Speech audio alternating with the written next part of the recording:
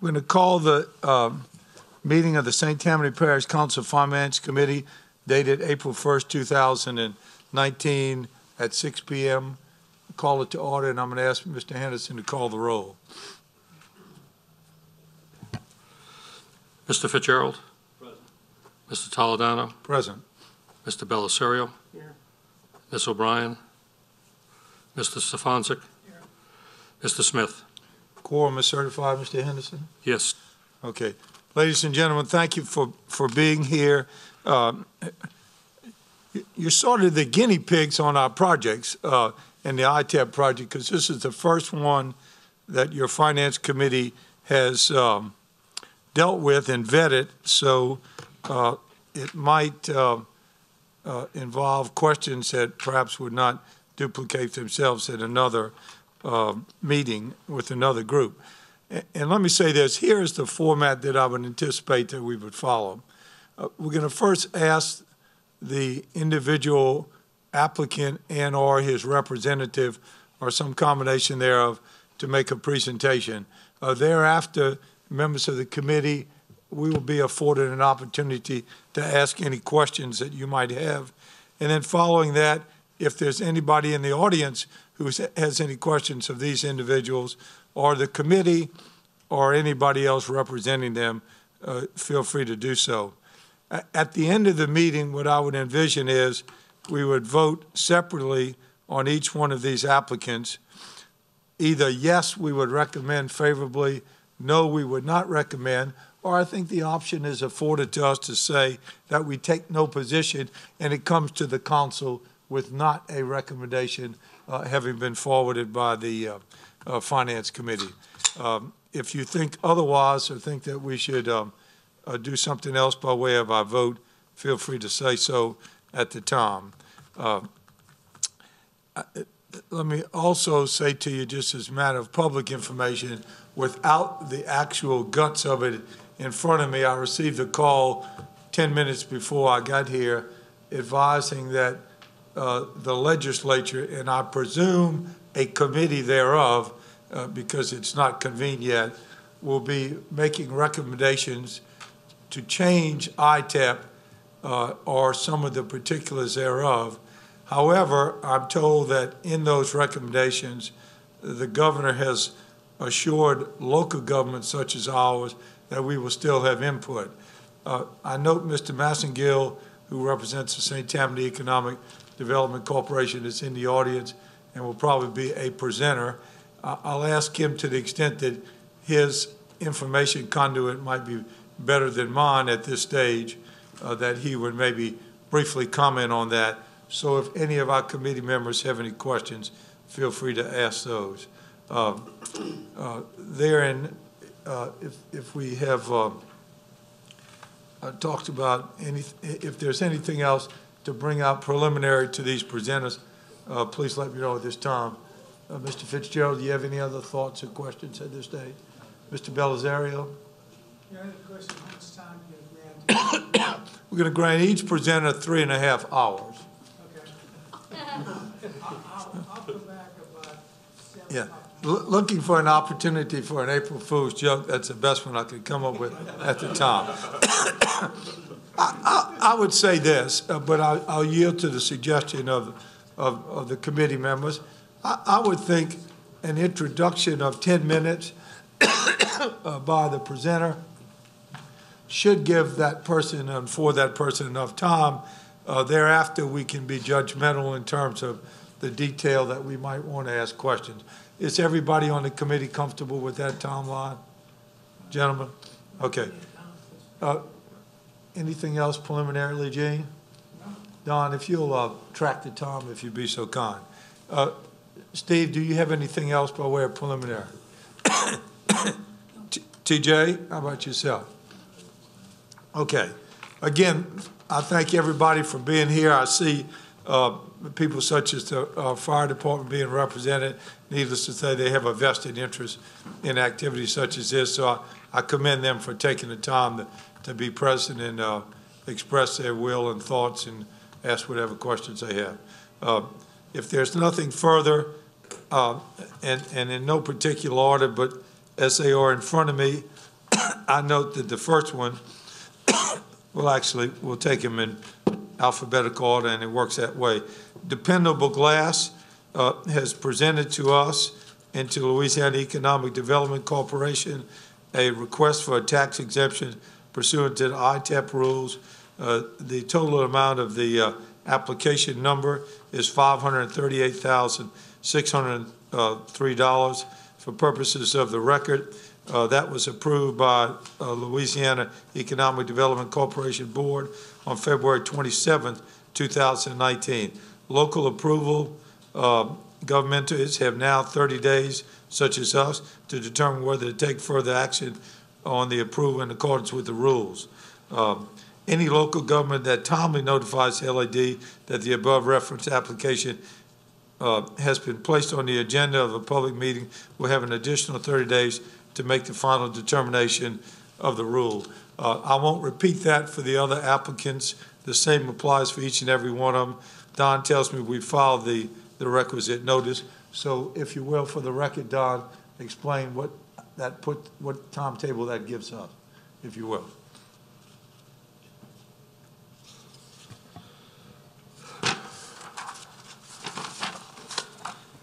Well, that gives us 60 days from February 28th,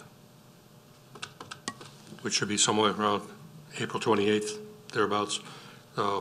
We notified LED that it was on, each one of these was on the April 4th council agenda to take action on. Yeah. And the notification provides, again, this record will not be repeated for each of the three applicants. They are all identical in form, and the timelines are similar. If the local government entity takes no action or does not provide timely notice to LAD within the delays provided by the rule, then the applicant shall be approved for that particular entity. This applies, again, for your record, for the other two applicants who will be discussed tonight. Hearing nothing else further by way of general notification to the public, who is the representative who will speak on behalf of Dependable Glass? Mr. Foxworth, please come forward. And in each case, as you do so, please state your name and address for the record. Speak into the mic, and we'll confirm that it's on when you step forward. Norman, thank you for coming, and it's a pleasure to see you. Thank you. Thank you, Rack. Excuse me, pardon me. Mr. Smith, thank you. Just as a point of information, I don't know if you already covered this, but on the agenda, we have first item being St. Tammany Court. Thank you very much. That is a carryover, TJ, from our last meeting. I should have mentioned that, but there will be an opportunity here tonight at the conclusion of the three presenters that if we have any follow-up questions with regard to ITEPs in general, we'll cover that. But thank you very much. Mr. Foxworth. Thank you, Rackard, and thank you, all the members of the committee. Also, thank the fire department for their service. My name is Norman Foxworth. My business address is 509 East Gibson Street, Covington, Louisiana. I have with me Tosh Jacobs. She's our accountant at our company. I'm hoping if anything you all would like to ask, should be able to share with you the technical side of the bottom line, the money side. So I'll share with you all Dependable Glass. Make it very brief, but I'll try to just share with you some thoughts. In 1962, I graduated from Covington High, and I immediately went into the glass business. In 1968, I incorporated Dependable Glass. I was the only employee in 1968. And over the years, I've slowly built a manufacturing company. The first piece of equipment I purchased was in 1968. In 1976 was the second piece. And slowly I kept adding machinery to my company. I have never asked for any assistance for any of this machinery. And feel free, any questions you all would like to ask us, if we qualify for it, I'd like for you all to assist us as you can. The two assets I have at my company, which it's something a lot of people would like to have. The number one asset is our employees. 75% of these employees were raised in St. Tammany Parish and are still live in St. Tammany Parish. They've raised their children here in this area. Their children go to school. When I started Dependable Glass, I had no idea it would develop like it did. Slowly it developed, and I began to realize I need to provide something a little different that wasn't being provided by other glass companies. All the glass companies in the area has worked for me, so therefore they've become a customer of ours as we manufacture products that they can buy. Each item that we have done after I moved into the manufacturing side, it's probably never been done in the state of Louisiana or definitely in St. Tammany Parish. And you say, well, how are you so intelligent to do that? I just knew I had to do different things. So I traveled to different cities. And it's amazing what will happen when you go to different cities. Your competitors might be, you think your competitor, they'll open their door and share thoughts with you. That's how we slowly developed our products. The energy efficient windows that are required today has forced the manufacturing of products that normally a small glass shop could just cut a piece of glass from their inventory. And today they have to buy it out. Up until I brought in the tempering furnace, a big part of our products we were having to purchase out of state. With safety glass becoming a big issue and insulated glass being a big issue, that combination pushed us over the edge where I had to do something if I was going to grow any at all. So the investment of the tempering plant was $538,000. That's the most money I have ever invested in machinery. I'm 100% owner, me and the bank, but I've always been very cautious, step by step by step, as I do things. Tasha here is available to answer you all any assistance that she can give regard to the money side, but I feel very good about this. I think we're going to generate revenue in St. Tammany Parish this coming year. 600,000, 800,000 would not be revenue that would have occurred if I had not brought in the tempering furnace. Right now we've added at least 4 different employees, but the most important thing, it is given these other 30 employees the chance to make extra overtime, and as that overtime grows, we'll add other employees in to fill those positions, so we'll get everybody back down to 40 hours a week. I'm real blessed. I have a daughter who works for me by the name of Jill, and she helps me in the business. If we, as a company, qualify for the programs that we're told is out there, we would like for you all to consider us as one of the companies. Thank you, Rocky. Thank you very much. Before Mr. Foxworth leaves the podium, does anybody have a pointed question to him? And then we're going to ask Mr. Mastingill to step forward and speak on behalf of the Economic Development Corporation. So, but before he leaves, does anybody have a question of him? Gene? The first question I have is, what does this investment do for you? In other words, I'm thinking, the way I read what you said, you're now in a non-competitive type situation. You had to make this decision, and because of change in technology. What it does for us, as the safety glazing law is being forced more into to the general public, we have to buy out glass, and if you don't have a tempering plant, you have to buy it out. Right before we brought the plant in, we were purchasing this out of Houston, out of Memphis, out of Mobile. One thing, we make a lot of specialty stuff, and I say stuff because if anyone of you ever get a chance, come visit us. You'll see some unusual things that we do. But most of those, after they're produced, the consumer wants to use them, but we have to create them into a safety form. And that's what a tempering plant does. It brings that glass up to about 1,400 degrees and cools it down. Now it's a form of safety. It's the most economical way to produce a safety product.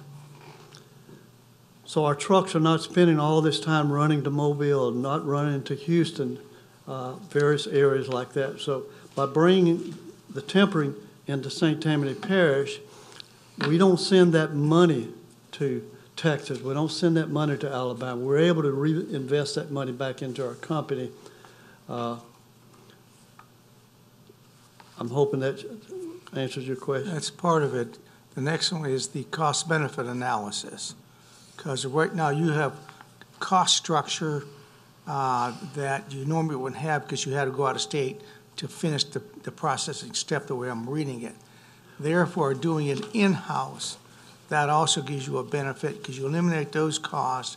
You may even can reduce number of employees. I don't know that. But it looks like to me that is going to continue on and allow you to grow the business. That actually gives us a chance to grow the business. Our limited growth of the business is cash flow. And as a private owner, and you don't have excess funds, you can only grow according to your funds as they develop. At the end of the week, if I don't have enough money to pay my employees and pay all the bills, it keeps me down from growing. I walk in my shop every morning at 5 o'clock. I spend the whole day there, and my whole day is trying to figure out how we can make a profit. And that just helps improve our profit, so therefore I can afford to raise my people's salary up a little bit, and in meantime add another employee as the sales occur. The biggest thing is advertising. We spend a lot of money advertising, but I heard an article one day, a salesman was talking, that if he went bankrupt and he had $300,000, what would he do? He said the first thing he'd do is spend $200,000 on advertising. So I'm real strong in advertising. We advertise in a lot of national magazines, promoting our company. That would be part of the issue. But the biggest part of the issue is invest in the company so we can become better at what we do. Okay. All right, thank you very much. Gene, any other questions of Mr. Foxworth directly before we ask Mr. Massagill to step up? Yes. Steve, go ahead. Thank you. Mr. Stefante. I mean, I'm looking at the salaries that that you have and everything, and the 4 people that you're bringing. I guess 4 people that you're considering bringing on to add this additional equipment in and make it run this equipment. I realize you're a small business, but it looks like your average salary is about $30,000. Is that a correct number or something different than that? Yes, sir. Okay. Because you've got people making $30,000. You're bringing in 4 more at that, so that's what I was wanting to know. Keep in mind, these people, a lot of the people that we bring in has no glass experience whatsoever. So we spend a lot of energy and effort in training, and as they train and we move them up as a position available, we move them up into a better position. Okay. Well, I mean, I understand the need for the tempered glass and especially the wind and hurricane resistant glass and all that. It's if you're going to try and sell any, you got to make that. If you don't make it, you might as well close your business. That's about what it will. At least that's what I've seen in the industry. So you're correct, sir. Thank you. That's all I have. I just wanted to know. Thank you very much. TJ, any questions at this point? Yes. Thank you for appearing before us this evening. Appreciate your input. Very briefly, under the estimated investment portion of your portfolio, where you list for labor and engineering a total of $26,406. On the engineering portion, first of all, that total amount is, I would imagine, across a 10-year period. that you're looking for this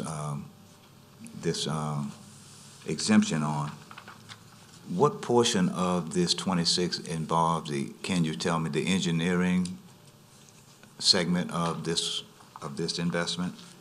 You have it labor and engineering, 26,406.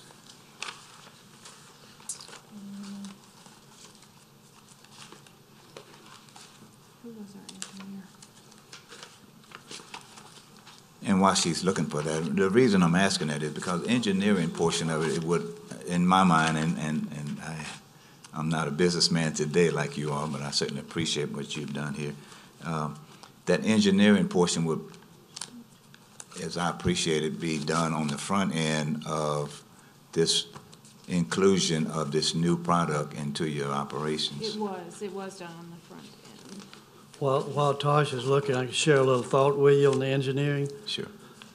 Every day when that furnace is turned on, the guy running the furnace, he has to do his engineering of temperature, atmosphere. So that's a daily expense of making sure we have a top. It's not just an average person can run the furnace. He's a team leader, and he's engineering that oven hourly. So it's separate and apart then from what I would think was design engineering. Yes, sir. Okay. Yes, sir.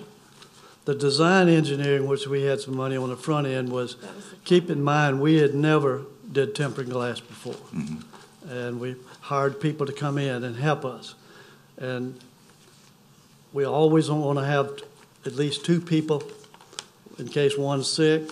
But believe me, the engineering of that piece of glass, it can vary from day to day. Gotcha.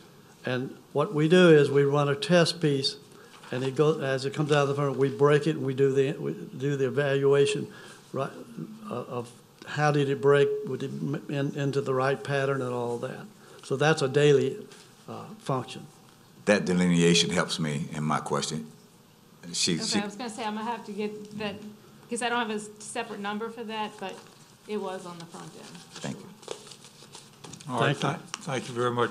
Any other questions, gentlemen, members of the committee? Norman, if you'll step to the side for 1 second, we're going to ask Mr. Mastergill to come forward. And herein lies part of the guinea pig operation here. Chris, the information that we have been provided here, which, as you are well aware, lays out in separate form the estimated investment, the estimated jobs, the estimated payroll, the derived benefit, and the fee calculation process. And then thereafter, as I understand it, and every member of the committee has these, am I correct, Don?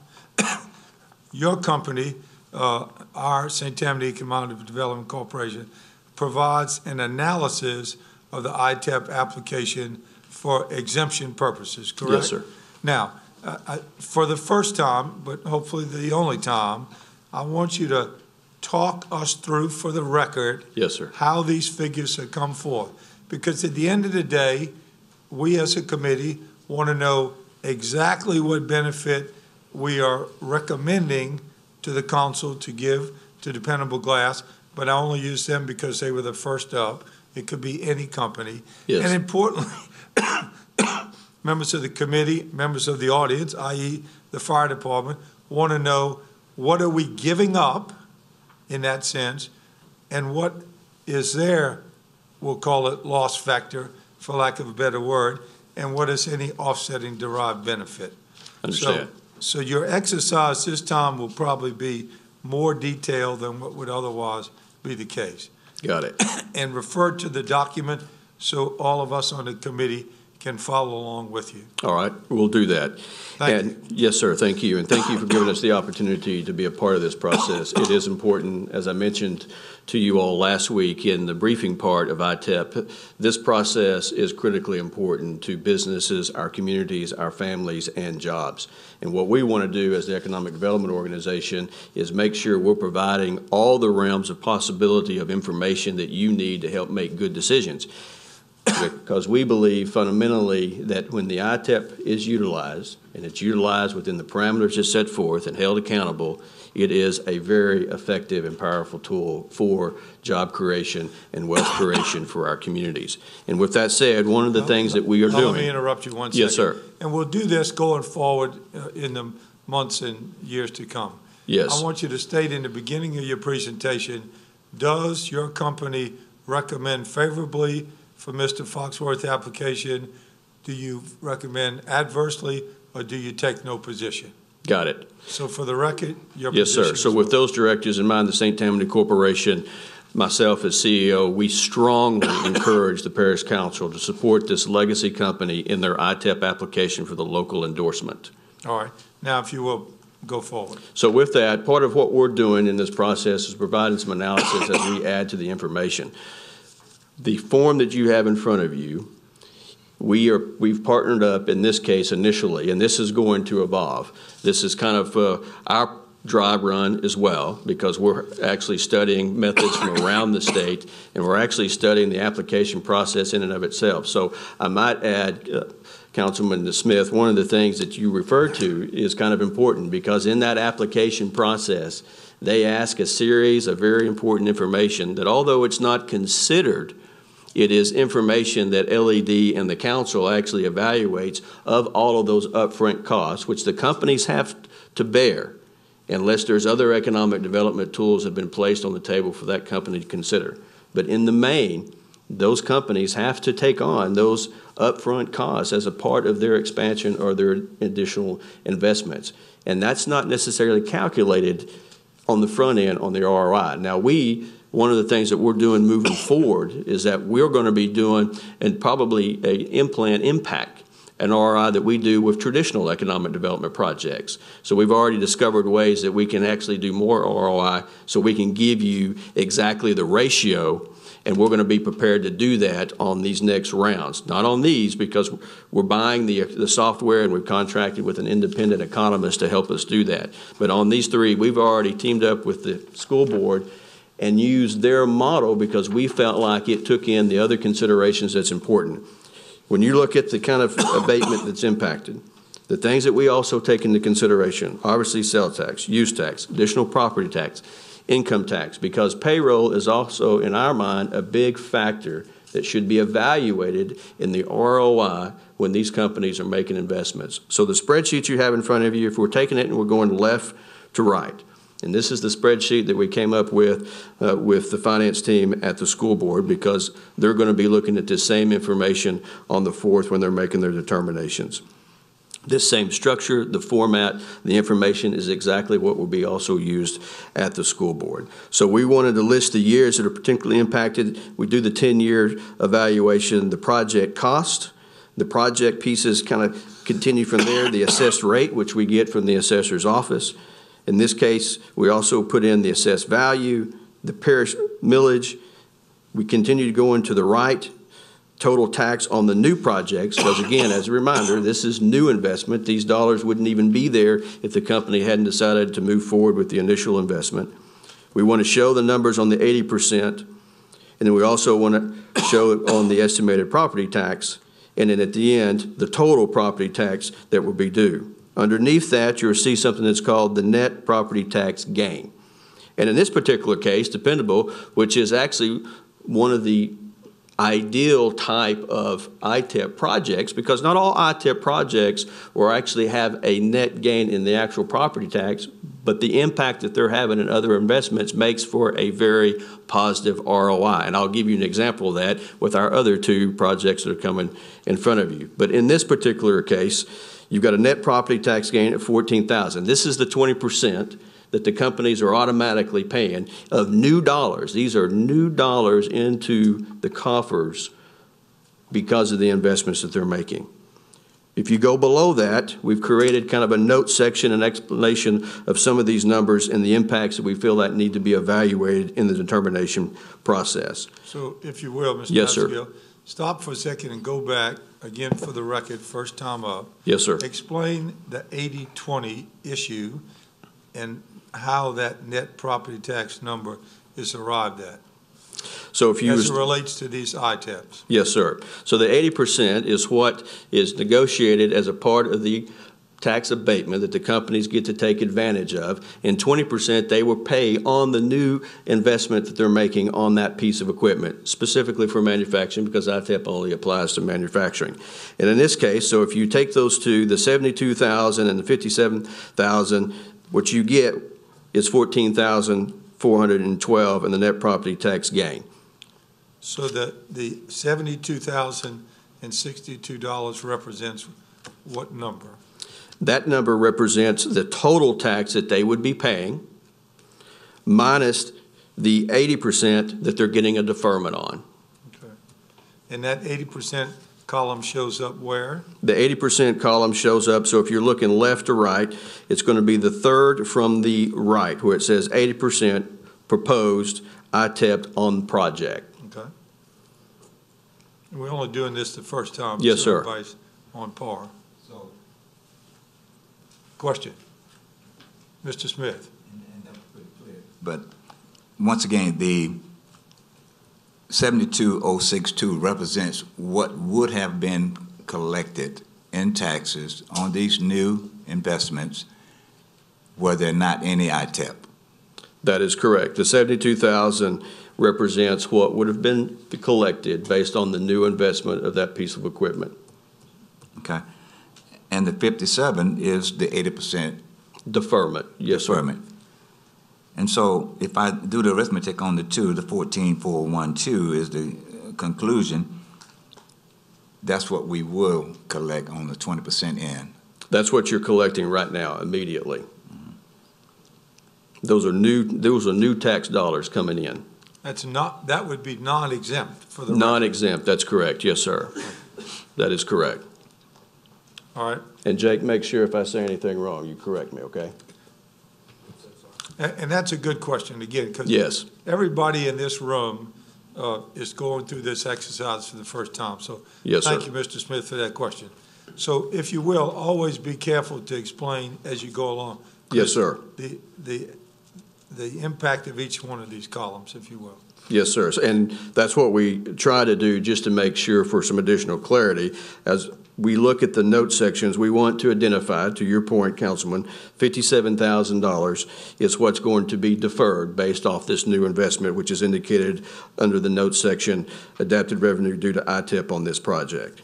All right, so if you will, just for purposes of completeness, under the columns identified as number 2, the estimated property tax, other property, speak to that and why that's in your analysis. In this particular column, Jake, is this what we? Estimated property tax? Yes, sir. Yes. Other property, Jake. That's the property that's already on the roll. Step forward, Yep. please. State your name for the record and identify your relationship. Jake Nickens, Coordinator of Business and Technical Services, St. Tammany Corporation. Thank you. The column you asked about estimated property tax, other properties, that is the property tax that's currently on the roll. That would include the 20% that goes into effect immediately that we discussed and other property tax the dependable might have. Unrelated to this? Unrelated to this, that's right. Okay, so that's for information purposes, That's correct? right. So it doesn't It doesn't enter into our calculation. that's correct. All right, and if you will, then, just for completeness of the record, total property tax due, explain what that is. The last column out. 157. That taking assuming that y'all approve the 80% deferment, that's the amount that they will have due moving forward. Unrelated to the 80%, not Yes, counting the cool. 80%. But including the 20%. Including the 20%. Thank you very much. And with apologies for interrupting No, you, but again, no, not at all. we want to do the step by step the first time. So if you will, continue Yes. forward, Mr. Bassengill. Okay. So if we continue to go down the spreadsheet, we like to make sure that we're providing the information, the revenue gain due to the total project. These are those other parameters that we feel. Yes, sir. Pardon me, Yep. I missed the cue. Mr. Belazaro had Oh. a question. Okay, thank you. Thank you. Someone made a statement, either you or Reichert, that the 14,412 would be collected immediately. It's across 10 years. Well, the total, yes, sir. That's correct. Over the total, that's correct. Meant in year one. Let me stand corrected. Okay. The 14,000 will be what is collected over the course of the ITEP deferment. That is correct. Thank you. Point well made, Gene. Yes. Thank you very much. I should have been clearer on that. Yeah. All right, continue. So the other parts that we feel it's important in the evaluation is obviously the revenue gain due to the project. And this is where the other taxes that you can see on here, projected sales tax gain for 9 years, 126,000. Use tax paid on new projects, 7,440. Projected property tax gain due to this project, 14,000, which is what corresponds to the number that's up top, because that's the 20% piece. But total revenue to be gained due to this project over this course is 147,852, thus giving us a net proposed gain on the total project of 90,203. And that's just in terms of taxes. And what's important is that that's the total that you, on top of. So in this particular case, the deferment is 57. But in a direct net benefit of the taxes, you're actually going to get over 90,000 back in taxes, not to include what the overall ROI is going to be because of the investment the company has made. All right. The way he's got this broken out, as we have it in front of us, that section, revenue gain due to the project, might be a good time to ask anybody on the committee if they have any questions with regard to that section. Mr. Smith? Steve? Gene, any questions? I'll pass. David? I do have a question. Yes, sir. In order to put those figures down, i.e. projected sales gain for 10 years on new project, what is the origin of that calculation? Do you go to the manufacturer and he does a pro forma? Where do you get that information from? So a lot of this information is actually collected from the employer himself, and then and in doing this, that's why we actually worked with the school board, because we wanted to figure out what's the other stuff that we need to be able to calculate. So that comes directly from the employer, and then we use some of that what's also given from the state. I got you. Mm-hmm. So you have more than one source. Yes, sir. Okay, and for purposes of just knowing what others are doing here, has the school board indicated that they feel comfortable with that projection? They do. Okay. They do. All right. At least what has been communicated to us so far, and in this case, working with their finance team, their CPA, who helped originate this formula, these are the numbers that they're using. We've all kind of coordinated to make sure that numbers are matching back up with the assessor and what the state gives us at the time of the application. All right. So if there are no further questions, we'll move to the next section, which is pardon me. Thank you, Gene. Go ahead. I have a question. The And projected then Mr. sales Smith tax is in the gain queue. for 9 years, we show $126,000 based on 6.3 million. That math works with 2%, but why are we only looking at 2%? Because just locally, we have more than that. Why do you use the 2% rate? Is that the state rate? No, it's 4.5. Not the state rate. I didn't mean to say. Go ahead. That was the sales tax rate provided by the school board. So my understanding was that was the local rate. That's the local rate for them. They're just one of the components in the total Right. sales tax. Right. So to me, what would stay here is somewhere around 5% total. But I So don't that would know end up being a very conservative estimate based on well, it's not- 2%. Yes, 2 versus flow over 5, that's beyond conservative. Because the Right. school board was looking at their 2%. It's not looking at the parish's 2%. And then the other components derived to over 5%. That's That's a true. good And point. and like I said, a lot of these numbers were taken, and we've worked closely with the school board on this, so there's definitely been some carryover there. Right. But it's a point well made. And You may want And to we look can at that adjust to revise it. Yeah, yes. absolutely. That's a great This suggestion. is an excellent point, and Yeah, I meant it to is. say school board when I said state, but let me, Yeah. I think perhaps let me know if this is your thinking too, Gene. In the future, we might ask you to give a total impact local tax, but also break out for us what the impact is for the parish, i.e. what our percentage is in relationship to the total. You follow me? Because the total actually is a pertinent number, but a pertinent number to us is also what our parish tax is. So it will require revising that form going forward. Yes, sir. And point well taken. And to your point, for our total millage rate that we've been operating under, that does refer to the whole parish. And the intention was to get an entire snapshot. All right. Very good.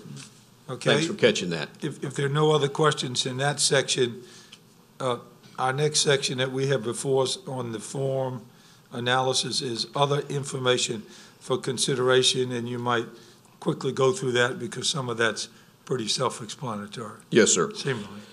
And this is the payroll impact piece. This is the piece that obviously addressing the individual jobs, the money that's circulated into the economy. This is a pretty significant variable, particularly in the eyes of economic development. So in this particular case, 4 new employees hired for this project specifically, annuals $120,000. That actually it's over $1 million in the context of the entire life of the ITEP project. We think it will also be longer, but we're only calculating it for the time of that ITEP project. We're hoping that these businesses are going to be around much longer than just 10 years. And then existing employees, because oftentimes these ITEPS projects are actually tied to retention. And when they make a case to LED and it's then reinforced and verified at the council, we take that into consideration too. In this particular case, 33 existing employees, almost $1 million annually. You put those two together, it's over $10 million in payroll impact. The other thing we think is important is the relationship and the impact that it has on vendors, their vendors. These are direct payments to vendors in this particular case, over $68,000, and then total annual taxable sales. We also look at that because we feel like that's also important in the context of the project, and another projected property tax over the course of the period in this case is $143,108. And then what we like to do in the very end is to kind of do a summation for you based on our analysis and these numbers. And so in regard to dependable, the analysis results, we feel like the project meets all the criteria as outlined by LED. For this ITEP project, the projected revenue gained by the project of $147,852 over 10 years exceeds the deferment or loss of revenue due to the projected 10-year ITEP of $57,649. The net proposed gain on this project is $90,203. All right. Gentlemen, members of the committee first, any questions? Mr. Smith is in the queue, if you will. Yes, sir. Thank you. The other information for consideration with the 4 new employees hired for this project at $120,000 total? Yes, sir. $30,000 average. In that $30,000, are there any other benefits included in it, or that's just strictly salary? I believe in this case it's only going to be salary. All right. Anybody else? Members of the committee first. Hearing none. Anybody from the audience might have any questions of Mr. Massengill or Mr. Foxworth or Jeff?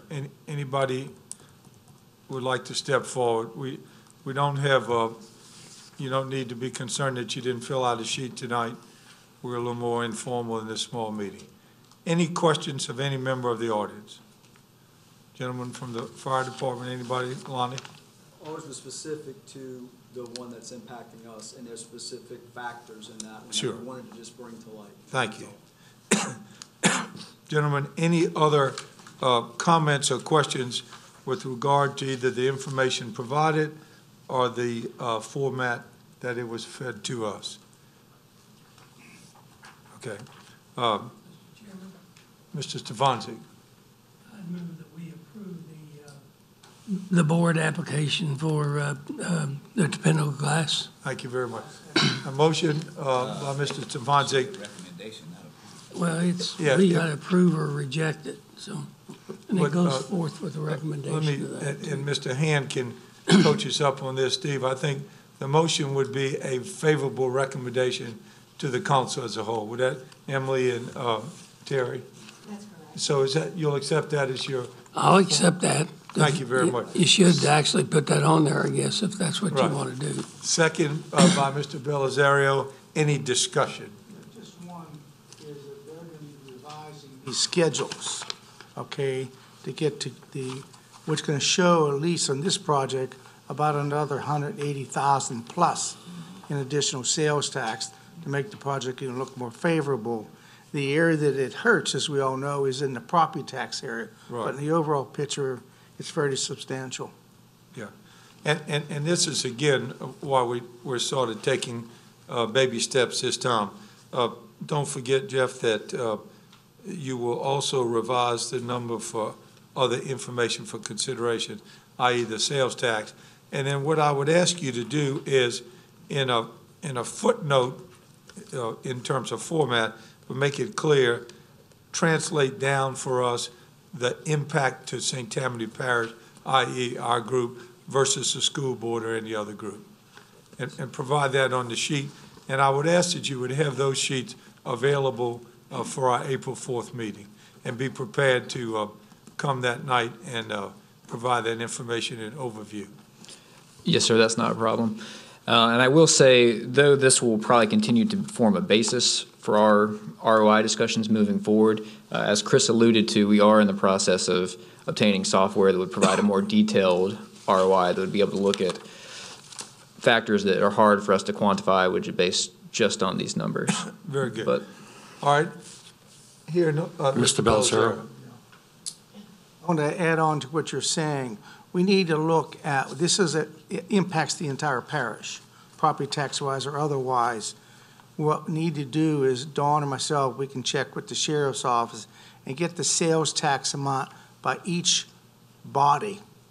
And that should be made a part of it down below, like you can put a little summary on this, because the parish sales tax rate is 2%, and the school board is 2%. There's a law enforcement sales tax. Everything amounts to over 5%. So we need to have those components for the total, and then to get a better understanding on the favorability of the project. For each entity on the footnote. yes, sir. And the original mentality was, as we presented this to the different bodies, that we would be presenting specifically for them. In our first meeting we had, y'all did indicate to want to consider other taxing bodies, such as the fire district as well. So, but your point is taken. It will be remedied by the next time. Very good. Okay. Is there any other discussion or questions with regard to this? Hearing none, all in favor signify by saying aye to the motion to favorably recommend this ITEP exemption application to our council as a whole. Gentlemen, all in favor? Aye. Aye. Anybody opposed? The record reflects a unanimous recommendation. Will go forward, Mr. Foxworth, to the council as a whole. That meeting is this Thursday, April 4th. I would urge your attendance and Mr. Massengill and his group to also be here to present and answer any questions you might have. Thank you very much for coming. Mr. Chairman, if I might, just as a point of reminder, they are also at the same time will be presenting that to the school board. That night? Yes, sir, that night, literally at the same time. Right. So we're going to try to divide and conquer. Yeah, we can accept that, and thank you for that. Yes, sir. All right. So onward to the next application, which in this case, in alphabetical order, will be before you as Diversified Foods and Seasoning LLC. You have an application, you have a report from LED, again for the record, dated February 28th, 2019, advising that that recommendation received a favorable approval by that board, pardon me, on February 27th. For the record, you have a application attached to that which provides information similar in format to what was presented by Dependable Glass. The numbers, of course, are different, and they will be here and are here available to answer any questions. Likewise, you have an ITEP exemption analysis by St. Tammany Corporation, pardon me, and likewise, Mr. Massengill is ready to step forward. But if we will, who is the representative for Diversified Foods? would you come forward, state your name and address for the record? Absolutely. My name is Scott Budak. I'm diversified. Budak, welcome to the Finance Committee meeting. Well, thank you. I appreciate the opportunity to come share about our project, and thank you for everyone attending. Again, like I said, my name is Scott Budak. My address, I live locally in Madisonville, right off of Brewster Road there, personally. And then the company where we're address where we're investing our $15.5 million is off of Highway 1085 in Madisonville, specifically 109, sorry. So we have a project that we're investing $15.5 million in additional food manufacturing capacity, as well as additional frozen storage space. It will increase our production approximately 20 to 30 million pounds annually, and we will be adding 44 new jobs.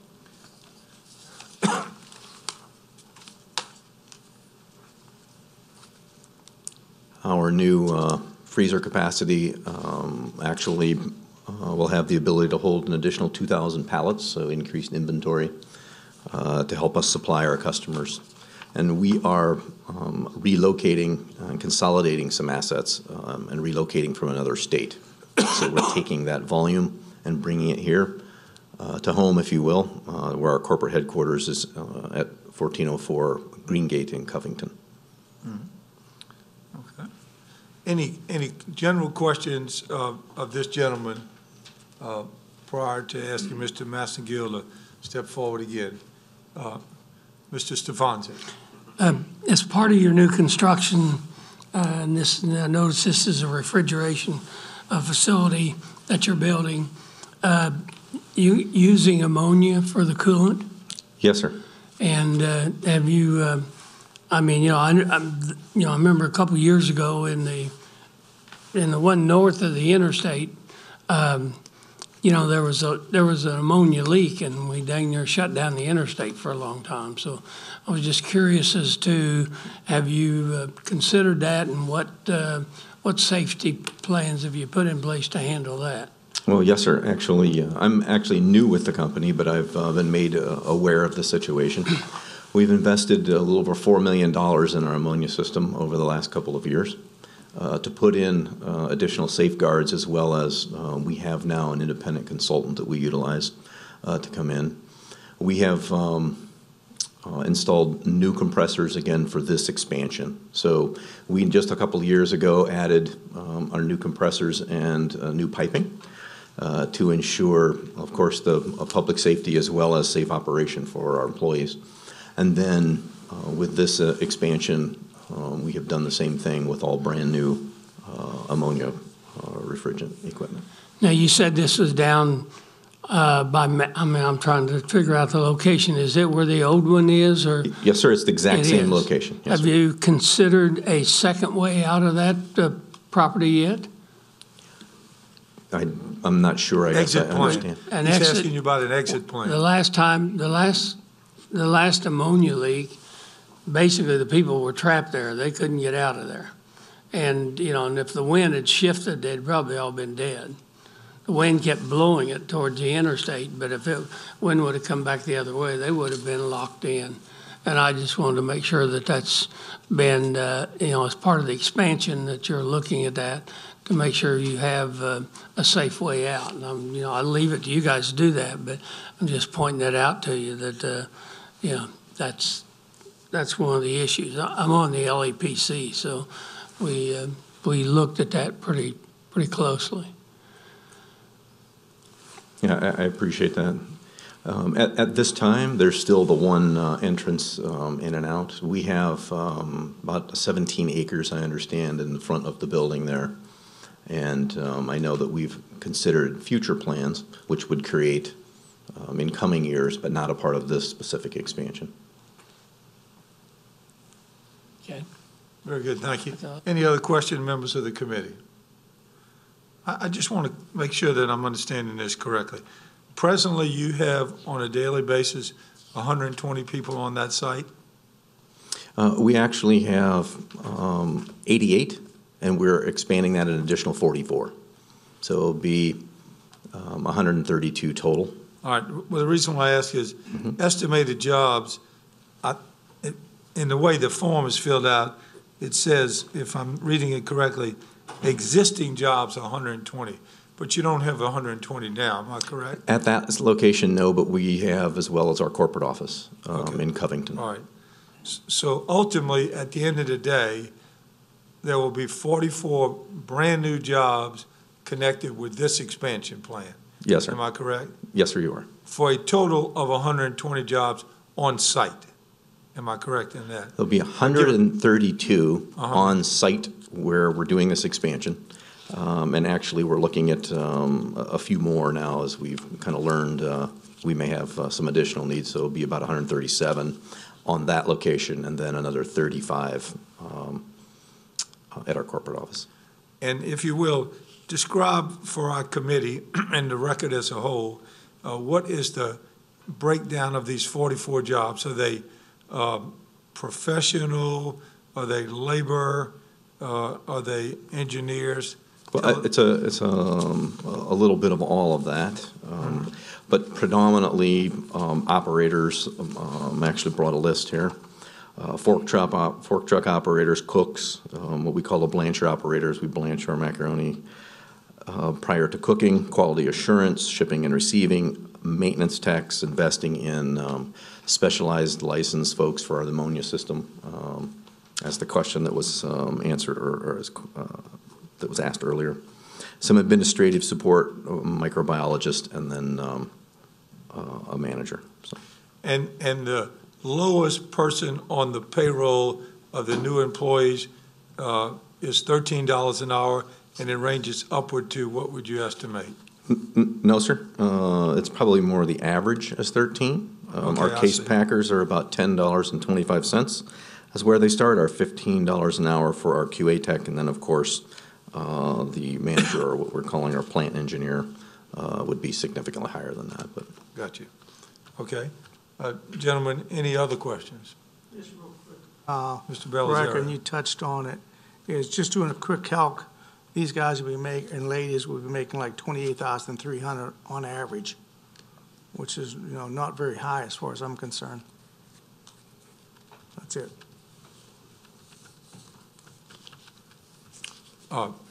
Anybody in the audience might have any questions with regard to this application from this gentleman, or certainly when Mr. Massengill steps up and talks more about the arithmetical numbers, he'll be available at that time. Anybody, gentlemen from the fire department? We don't have questions, we simply want to make a statement regarding this. Sure. Okay. And, all right. Mr. Smith. I'm sorry, I missed That's okay. my opportunity earlier, but back to your, just as a point of clarification on the wage portion, when it reads, most of the new jobs would be operators, cooks, shipping, quality assurance, with a beginning wage of roughly $13 per hour. That's the average of all of the wage being offered, or is that the beginning wage for every job description? It's actually the $1.2 million in our additional payroll divided by the 44 people. It's roughly 13 on average. So the 1025 that you mentioned earlier, that would be the lowest wage that any employee coming on? That's correct. Plus benefits, of course, would be additional. Okay. Thank you. So as a practical matter, in the document that we have before us, it says beginning wage of roughly $13 per hour, but that maybe stands to be corrected. Is that correct? Yes, sir. Okay. Yeah, the facts are it's about 13. Okay. All right. Mr. Belisario.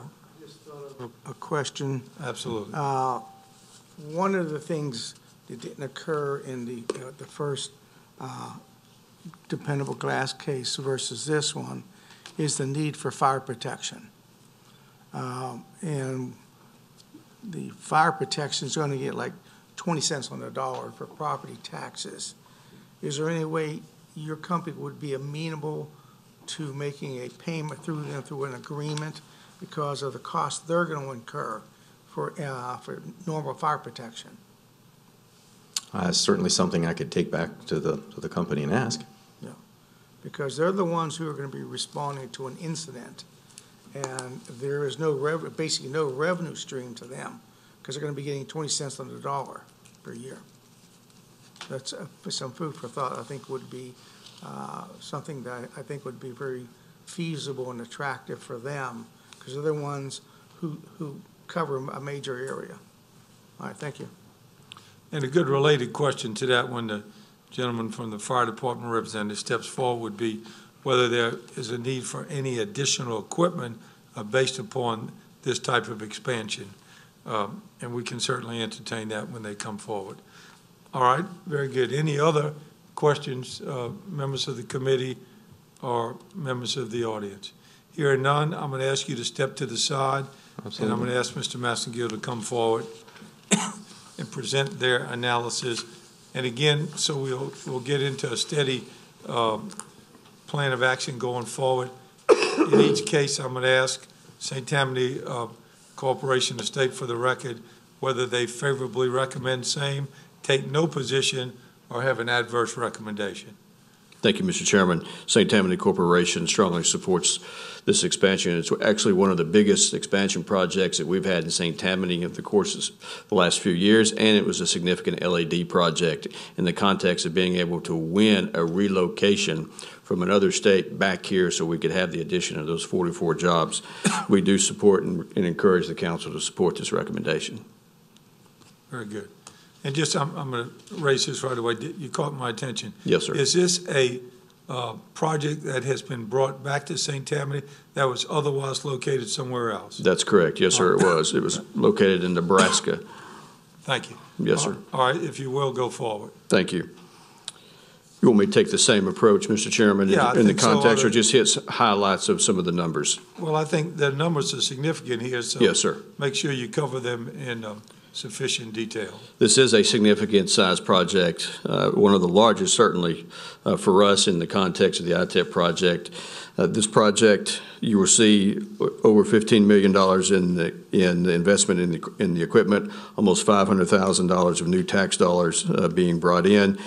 In the analysis, this is one of those scenarios, and it happens oftentimes with ITEP projects. You saw in the dependable, you had a net gain. In this case, you have a kind of a net loss in the deferment, but when you look at the overall return on investment in the actual investment going back into the community, it's pretty significant. You mentioned, you heard from Diversified in the context of over $20 million of expanded business, almost 2 to 3% annually. That's obviously pretty significant. It meets the criteria of the ITEP project with LED. Significant return back, and over the course of the ITEP project, over $44 million in payroll in the context of this company and what they're bringing into this new expansion effort.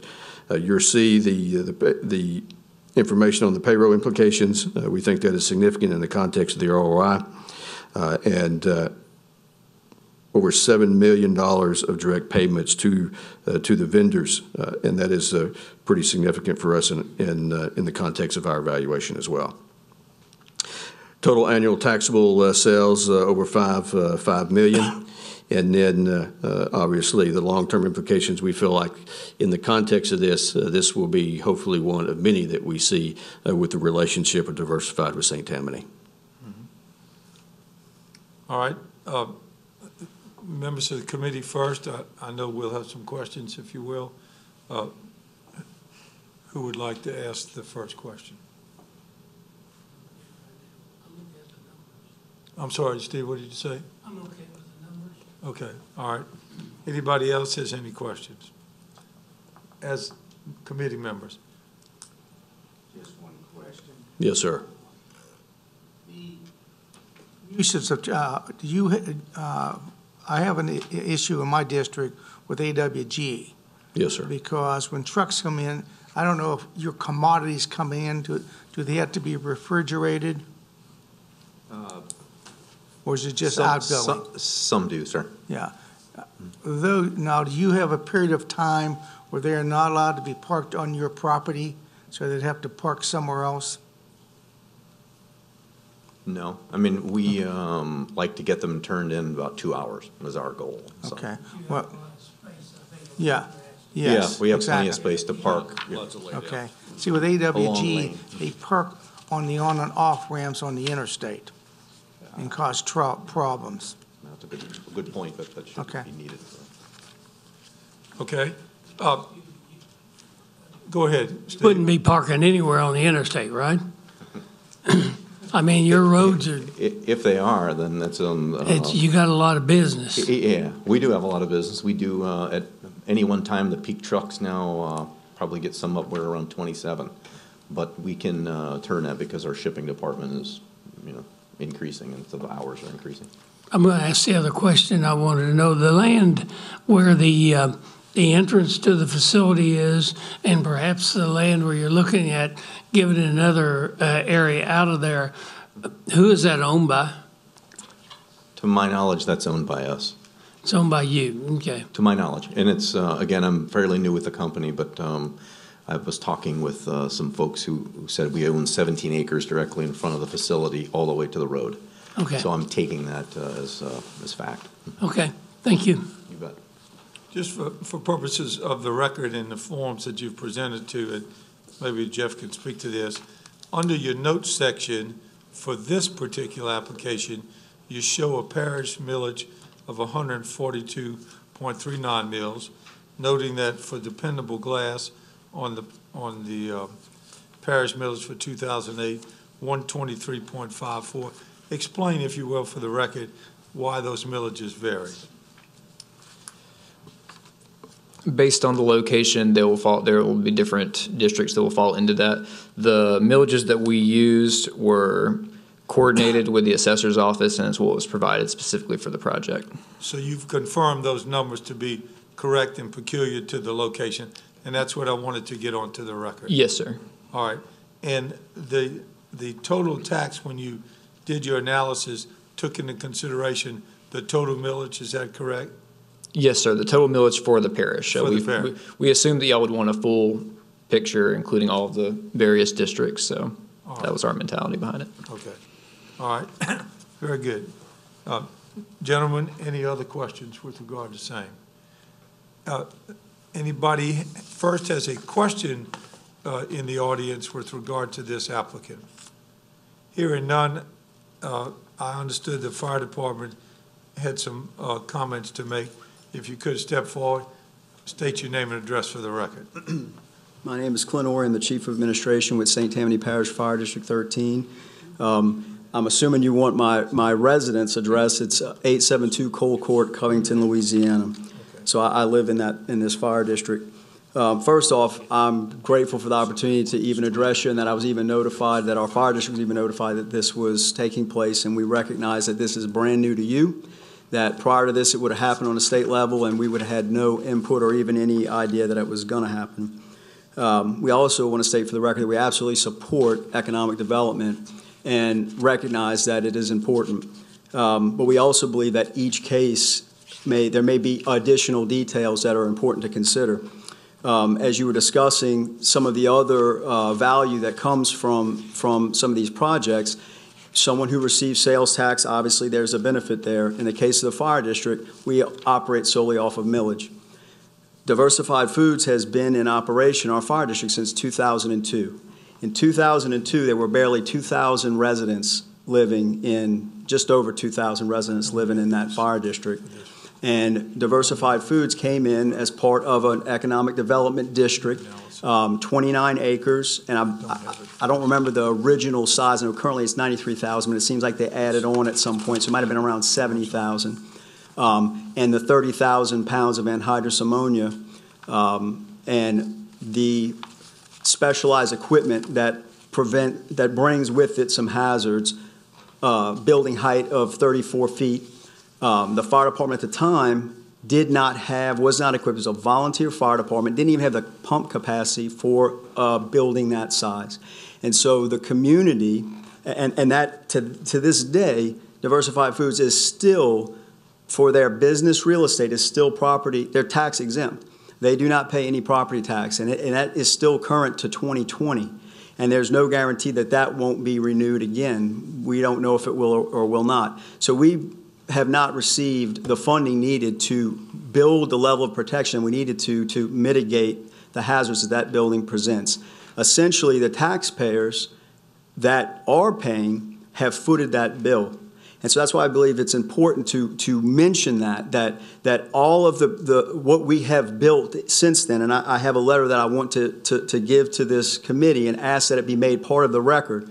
And I realize that what we're saying probably will not change the outcome. We honestly don't expect it to. We just believe it's important to be said, because oftentimes we get asked, the fire districts specifically get asked, why can't we lower millage rates, or why do we need more money? And these types of projects, along with all of the other nonprofits and other breaks that are given, collectively bring us to a point where there's a certain number of people who are paying, and it takes so much money to provide that protection. And once the growth stops and it starts to stagnate some, you're going to be underfunded. And that's sort of the danger in this, particularly for us when that is the only source of revenue that we have.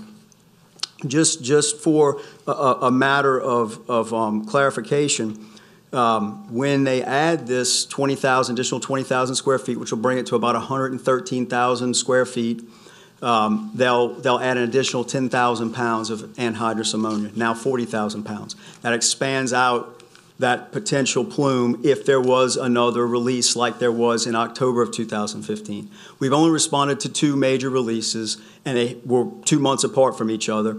The second one didn't get as much press because we confined it inside of the building.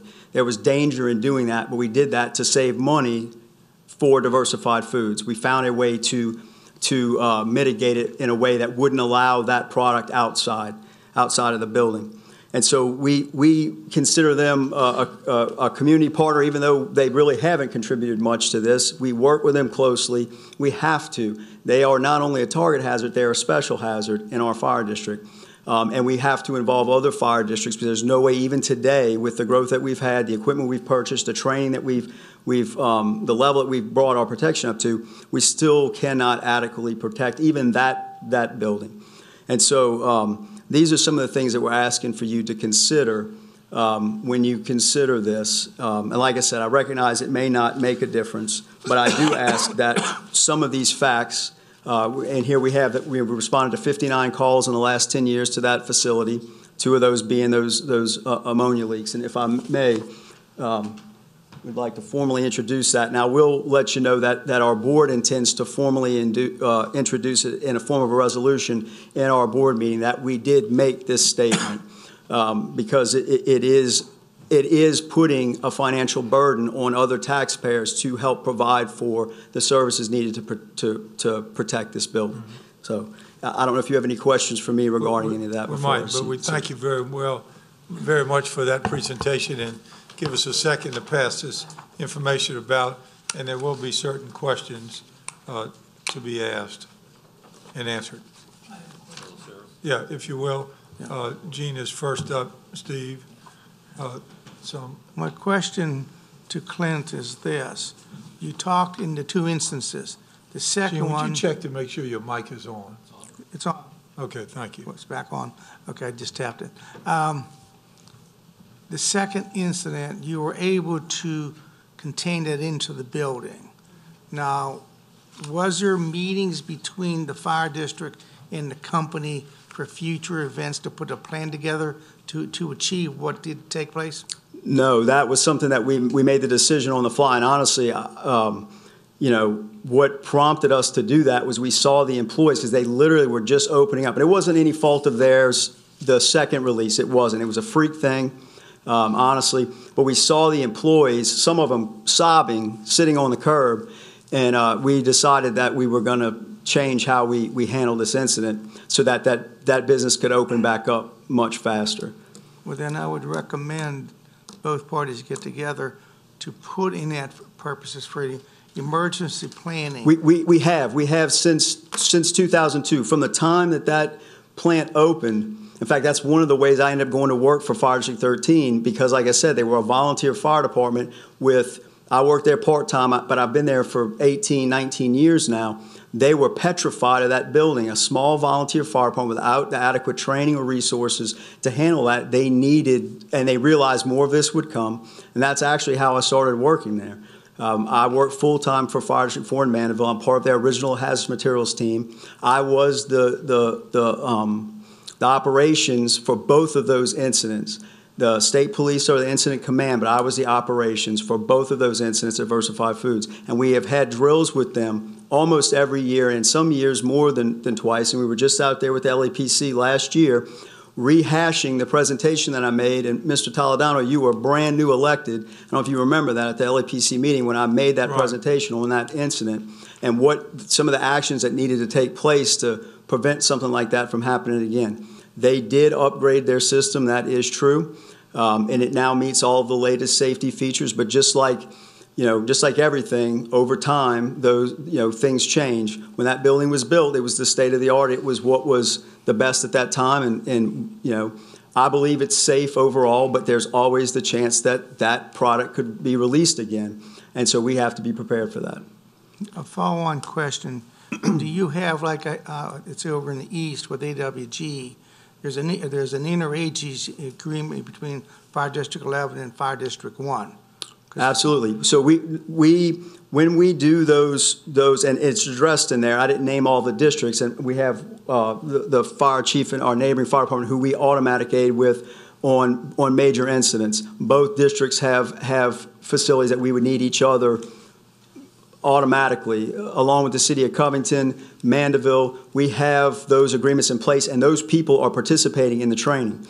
But because of the time it takes, for instance, Mandeville is the hazmat team for West St. Tammany, Fire District 1 is for the East.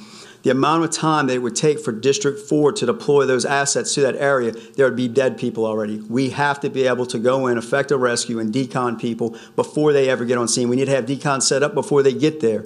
But we also need those additional resources to then mitigate it. So there's phases in this, and the first and foremost always is life safety. You mentioned the evacuation route. That was one of the things that I had listed, and I have a copy with me tonight that was in that presentation. It was one of the things that needed to happen. There was things that needed to happen on the parish's side and things that Diversified Foods needed to do to make that happen.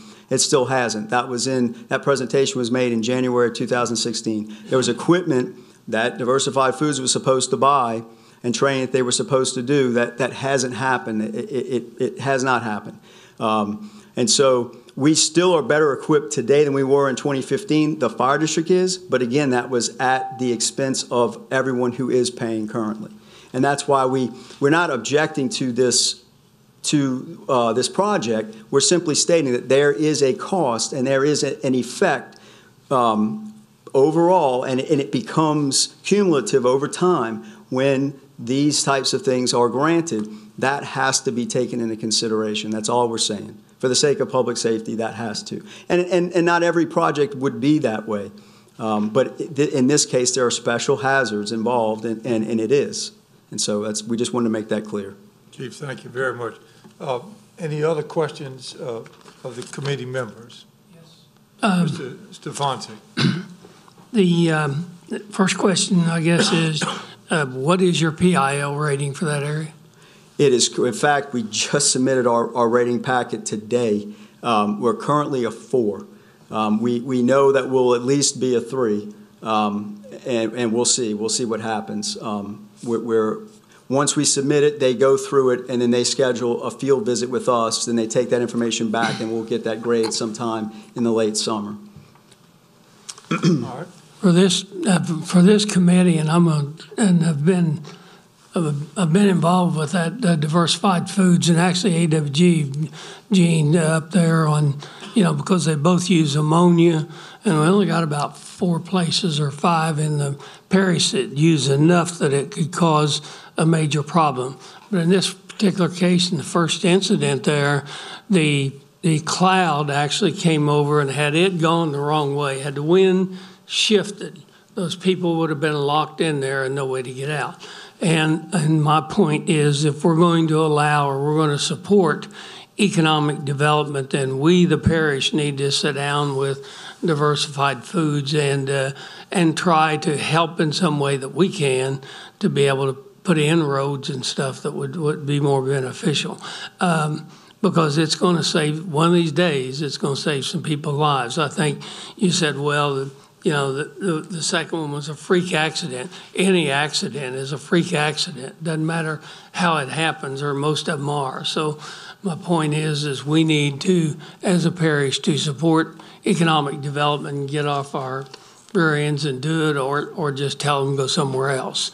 And I think that's a key. We're bringing in, it's more jobs. It's not necessarily a lot of high-paying jobs, but we're able to keep the jobs we have here rather than them going to Nebraska. And I think that's the key that I look at, is that we've got them and we're adding the 4 or 5, whatever it is, or 40 or 50 or whatever it is.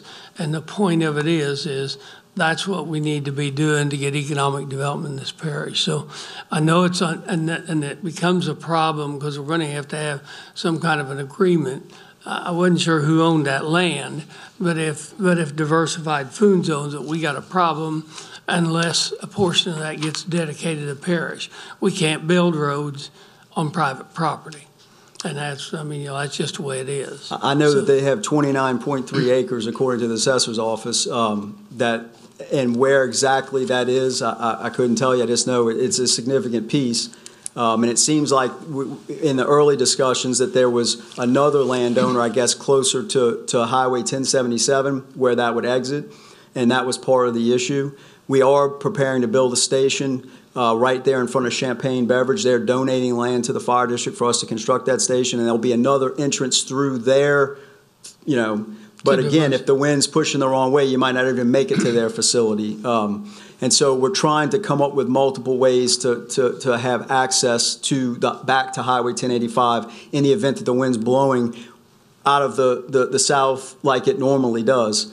That particular incident, it was blowing out of the north. It was blowing out of the north, and it almost, like I said, it almost blocked the interstate. It did. We had to shut the interstate down for about 8 hours. And you just can't, that's not the kind of thing we want to do for economic development in this parish. And I would say, like I said, I believe that it's a safe business. However, it's still something you can't stick your head in the sand like an ostrich and not be prepared and not fund who's going to have to handle that when it occurs. And that's why we wanted to make this point. We're not against it. We're not against this company at all. In fact, I just had some of their red beans Saturday night. They're delicious. We support them. It's not that. We're simply saying that someone has to pay the cost, and if they're not, then that means other taxpayers, other businesses who aren't getting this break are, and that's not really the best way to do it. So. Yeah. And Chief, that brings to the question that I have.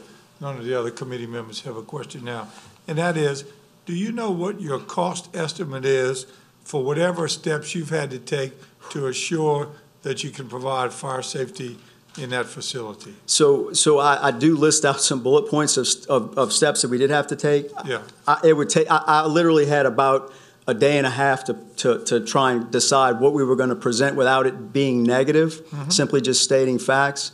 And like I said, we were in the middle of wrapping up our fire rating, which is a huge thing.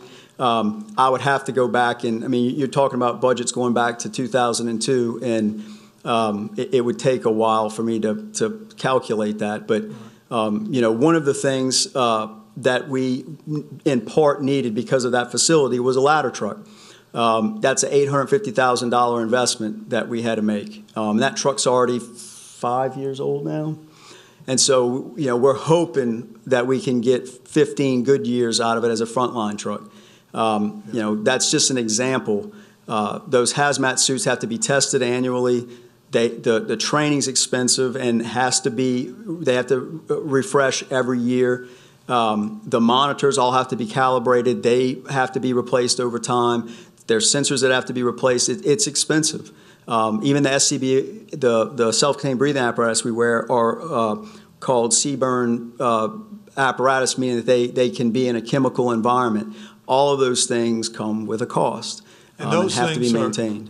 Are peculiar to their The opportunity you having to provide hazmat, and we absolutely have to. We do have a big portion of the interstate, but that facility, and particularly with it butting up to the interstate and butting up to private residences and other businesses, we have no choice. That is a special hazard we have to address. If we don't, we're responsible, the parish is responsible legally. If we don't do everything that we can to address that, we have a fiduciary responsibility to do it, whether it's funded or not, because that is what we're there to do, to protect lives and property. And that's something I think a lot of times is missed. When you start talking about taxes and money, people get frustrated. They don't understand that just because something doesn't happen every day, it doesn't mean that risk doesn't exist, and you have to hedge against it for the sake of the safety of the public. And that's something that we constantly are trying to figure out as fire chiefs in St. Tammany Parish. So and just for purposes of discussion, if we back out the ladder truck, which would be a derived benefit for other facilities. Absolutely. Also, there are some other costs that you could calculate that are directly incurred by your company as a result of that type of facility, correct? Yes. All right. But in fairness, not because this is not a pop quiz, you didn't bring that information together. No, absolutely. But there is some, correct? Yes.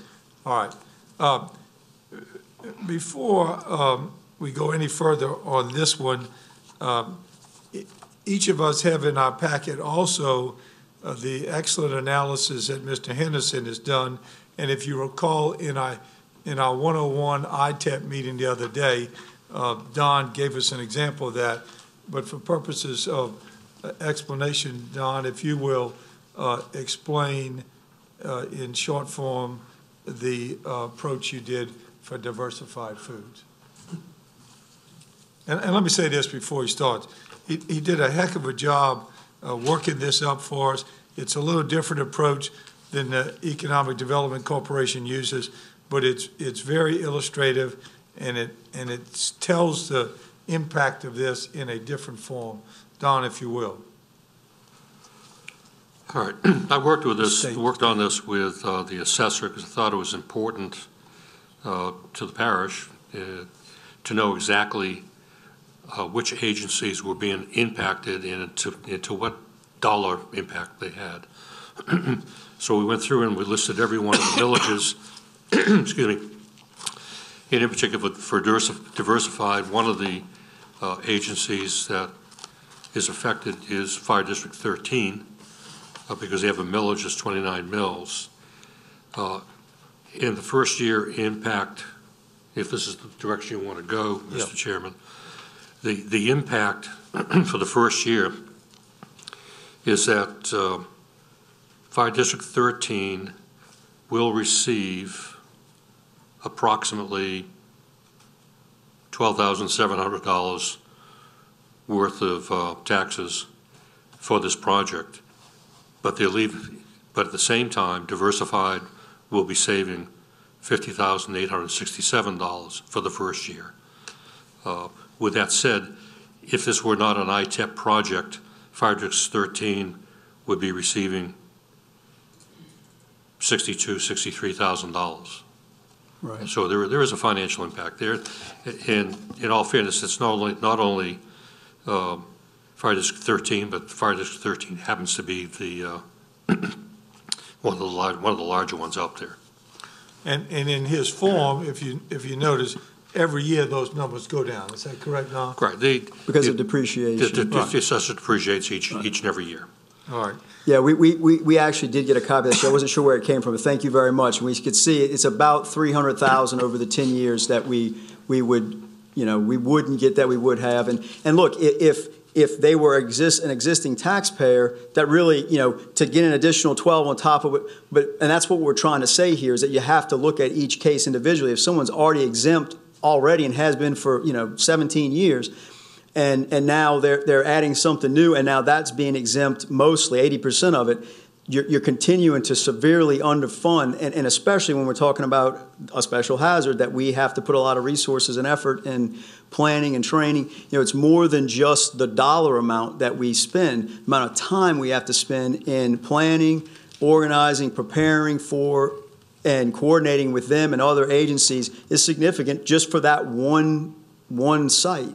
And that's not necessarily unique to them, but it is in the case that they are not contributing much in the way of funding that. And so that means everyone else is. That's really what we're trying to say. We're not against them, we're not opposed to them, we're not even opposed to them getting the break. We're simply trying to make it known that this is a problem. And we have many, nonprofits that are large, what would be considered a target hazard, not a special hazard. We have a church that's over 200,000 square feet. We have Coquille Sports Complex, which brings in thousands of people at a time, and at different times, particularly on the weekends. We have Hannon High School. We have the YMCA. We have that huge Oshner facility along Oshner Boulevard that we protect. And there's no tax dollars that come in for any of that. And I could keep going. The Red Cross building that are tax-exempt major structures in a still a relatively young, small district that's growing fast. What's allowing us to keep up somewhat is the growth.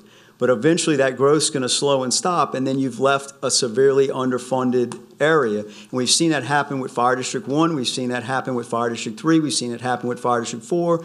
History repeats itself. Fire District 12, it will eventually happen to Fire District 2, who has sustained themselves off of growth, a lot of it. And so we're just simply trying to state that's going to have an economic impact. Either we'll not have the services that we need to provide to keep the community safe, or we'll have to raise taxes when we continue to operate in that model, if that makes any sense. That's what we're trying to relay. Whether that changes anything in this case or not, simply that for the record that's being stated, because it needs to be. It needs to be understood. Yeah. Thank you very much. Any other questions of the committee members first? Mr. Smith? Yes, on the PIAL rating that you mentioned earlier, currently for that area it's a 4. Yes, sir. And you say it's moving toward a 3. Yes, sir. For the record and for purposes of understanding for everybody, what does that mean, the difference between the 4 and the 3? So I wish I could say it's a sliding scale. It doesn't quite work that way, but most insurance companies, and one of the fallacies today is that it's not used by many, and it's not true. They all use it to some degree. They just added other components in along with that rating. But a 1 is the best, a 10 being the worst, no protection. And so we've been a 4 for many years. We were close to a 3 in 2014. It was part of our strategic plan to move to a 3. And we believe we've not only done that, but we've probably gotten a lot closer to a 2 through a lot of hard work and through planning. And so that, we're trying to be part of what is a driver, and we state that in that letter in economic development, that we are providing a top-notch service, just like everyone else, our schools, our police, all of those things are part of what, makes this a place where people would want to locate, where they would want to live, where they would want to work, and hopefully attract business. We believe that we play a role in that, and we're trying the best that we can to be a help and not a hindrance. Thank you, Chief Ori. I appreciate that.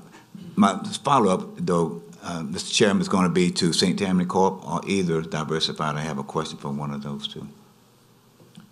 You want to ask it now? Yeah, not of the Chief, but of, St. Tammany Corp. as it relates to some of the information that the Chief just shared with us, yes. Okay, if you'll step aside for one moment. Sure. Would the gentleman, or Chris, if you would come forward. And very basic, the tax exemption that is currently in place now that was referred to 17 years in existence at this point, are there any plans or, and maybe you cannot disclose this or maybe you can, have there been any discussion with the applicant as it relates to an expansion or extension of that particular tax coupled with what we're looking at now? Have there been any discussion or is that a plan for that going forward? So I think one of the areas that the Chief was referencing, and in my onboarding with the new structured organization prior to the new structure, Diversified is under a pilot from the previous St. Tammany Parish Development District.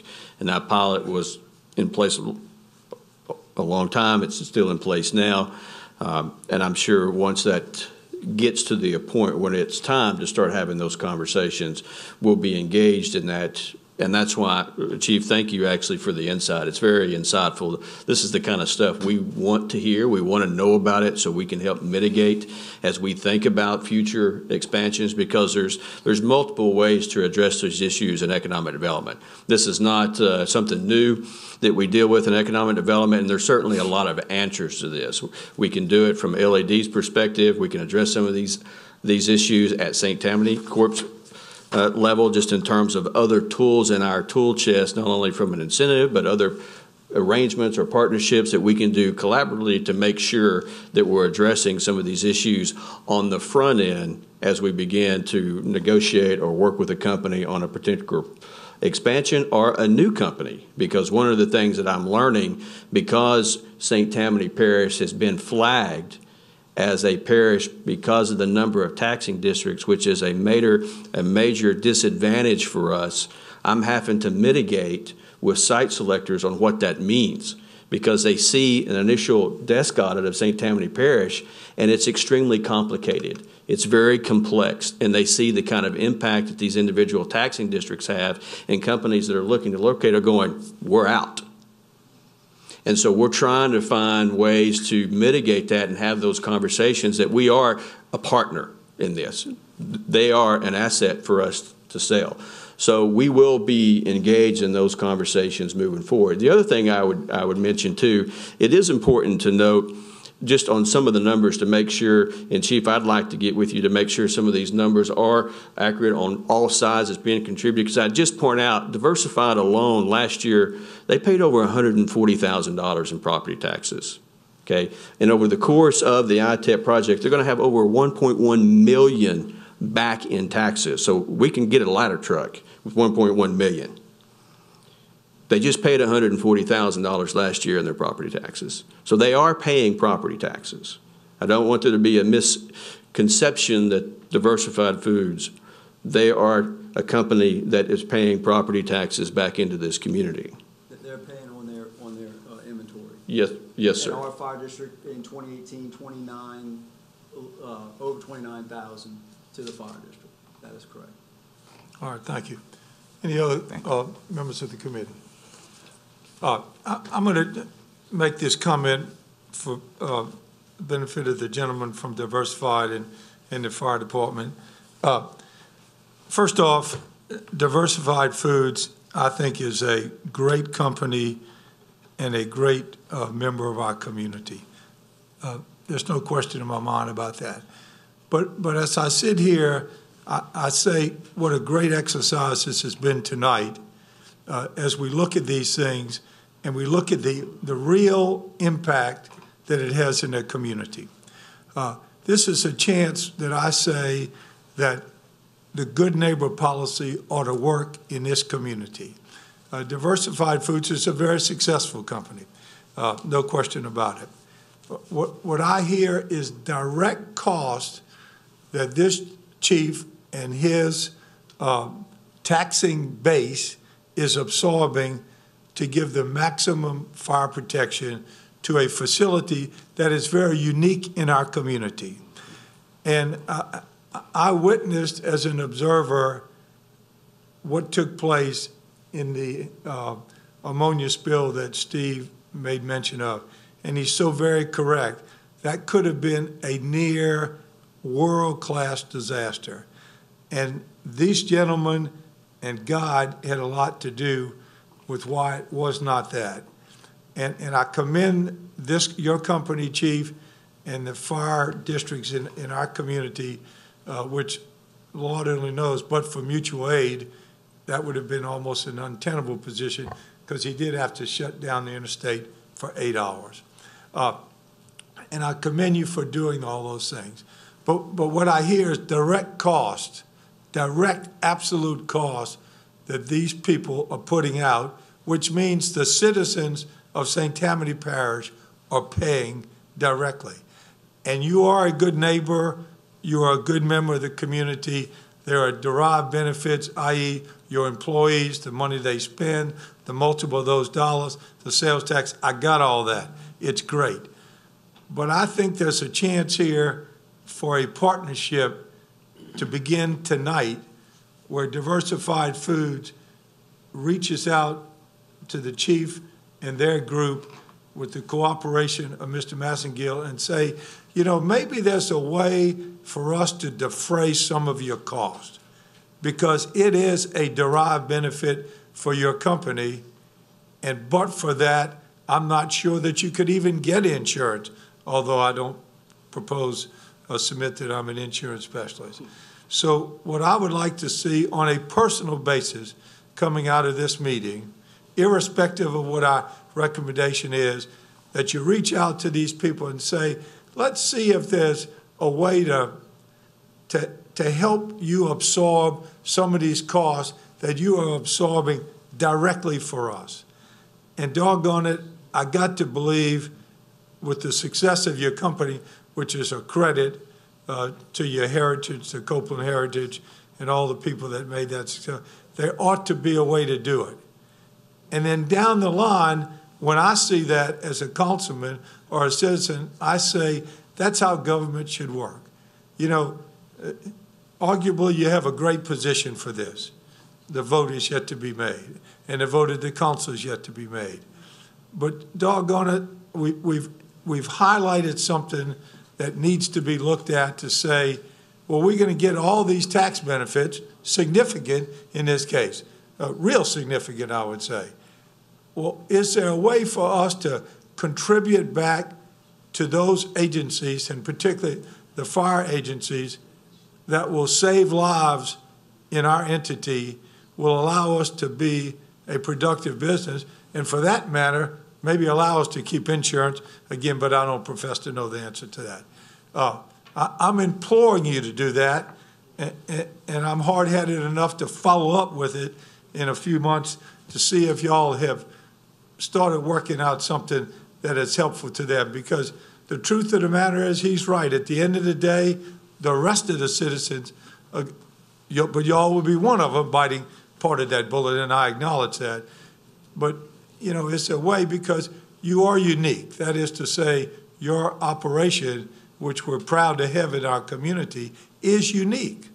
But for it, maybe a lot of that stuff, to use a non-economic development term, might not be needed, and therefore the cost might not be needed, and therefore the cost could be better spent somewhere else.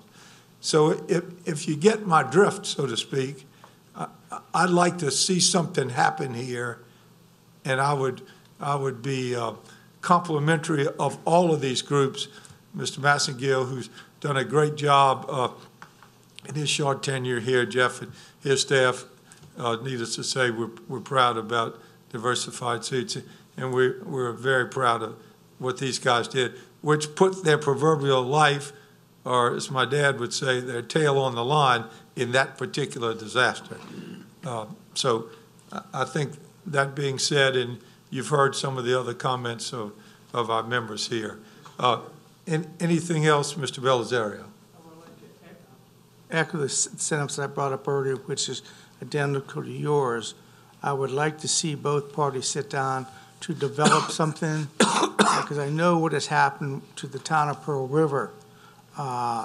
And what was worked out was an agreement for a rec district and for the fire district. And the fire district got 4 times as much, I believe, or 2 times as much funding for their fire district.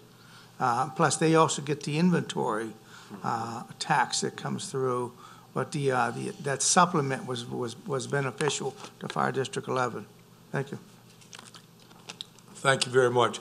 That being said, gentlemen, and nobody else in the queue, the motion to entertain is a motion to favorably recommend, a motion to recommend against, or a motion to say that this committee takes no position. Do I have a motion, please? Motion by Mr. Stevante. Favorable. Do I have a second? Yes. Second by Mr. Belisario. Any discussion on the motion? Any further discussion or questions by the audience? Hearing none, may I ask that you signify by saying aye if you're in favor? Aye. Aye. Anybody opposed? The record reflects a unanimous recommendation. It's correct that everybody acknowledge verbally.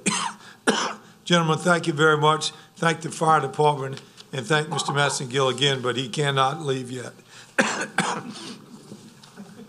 And keep us posted on this, because I think what you're hearing is we'd like to see something happen.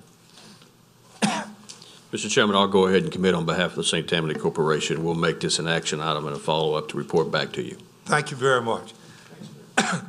The third and last one on our agenda tonight is via a letter of transmittal of February 28th by LED Corporation regarding Mechanical Equipment Company. A representative is present tonight, along with Mr. Massengill and Jeff to comment. They likewise received a favorable recommendation from the LED board on February 27, 2019. The same time limits apply. You have before you an analysis by LED. You also have an analysis by St. Tammany Corporation, pardon me, and likewise you have an excellent internal analysis by Mr. Henderson, breaking out the impact to all of the taxing districts in our community and parish, along with our parish itself. So with that having been said, does the gentleman care to step forward for your record, for your name and address, please? Good evening. My name's Riano Siragusa. Our business address is 68375 Compass Way East in Mandeville, which is just down the road in Alamosa Park. Personally, like some of the other folks here, I'm a St. Tammany Parish resident, have been one for about 25 years. I live in the River Oak subdivision.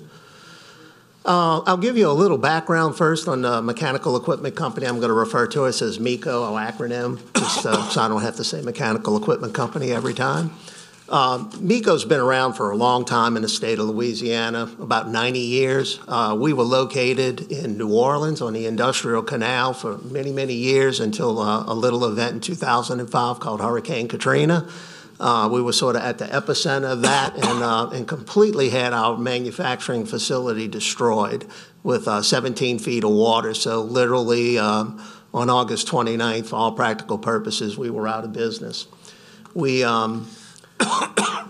quickly set up shop in Houston area, Sugar Land, Texas to be precise, where we opened a manufacturing facility and tried to resurrect our business. We also found some property to lease in Covington in the Goodby area, and leased a facility there in about 2007. In 2014, we made the decision to consolidate our manufacturing facility here in Louisiana, and hence the location in Alamosa Park. So kind of a long journey to get where we are today. Mechanical Equipment Company, MECO, we manufacture water purification equipment that we sell in the biopharmaceutical industry. Today, that's our primary market. We also sell to the food and beverage industry, and we sell to the marine offshore industry. Needless to say, the marine offshore industry is a little off right now because of the depressed oil prices, although they're going up today a little bit. But that industry's been a little bit quiet, but we've done quite well in the pharmaceutical industry. A lot of our equipment is used to make pure water that might be used for IV injection or pills or drugs or anything like that. So needless to say, our equipment's pretty important, and our customers have many specifications that we have to adhere to that equipment.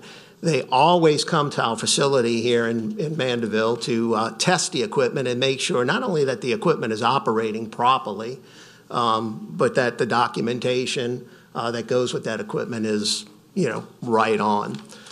This little project that we have before you here tonight is basically what I would call a minor expansion of our capabilities. Particularly, I'm going to say in the testing area, and there's two areas of testing. We have what we call our name for it is a G2 compressor. What it is, it's a direct drive compressor, which is unique to our equipment. And what's important about that is that other competitors While they have compressors too, theirs is a much larger compressor. It is a long lead type item. If it goes down, it's very difficult to put online, which is, of course, very problematic to the pharmaceutical industry. And it is not very efficient. It's not efficient to operate because it only runs at one speed, and that's full out. Our compressor is a little bit different. It is a direct drive compressor. It's physically small. It works with a variable frequency drive, which allows you to slow it down, which can be real cost benefit to the pharmaceutical companies, less energy consumption and whatnot. So it is extremely important that we're able to test this compressor properly before we even install it in our equipment. It's a critical component. So some of the monies that we've spent here have been to improve that testing area and to make it safe too, but to improve it to allow us to process more business.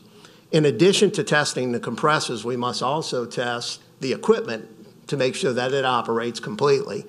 And that requires a lot of infrastructure. It requires steam, electrical, water, lots of infrastructure. And so some of our expenditures are also in that area.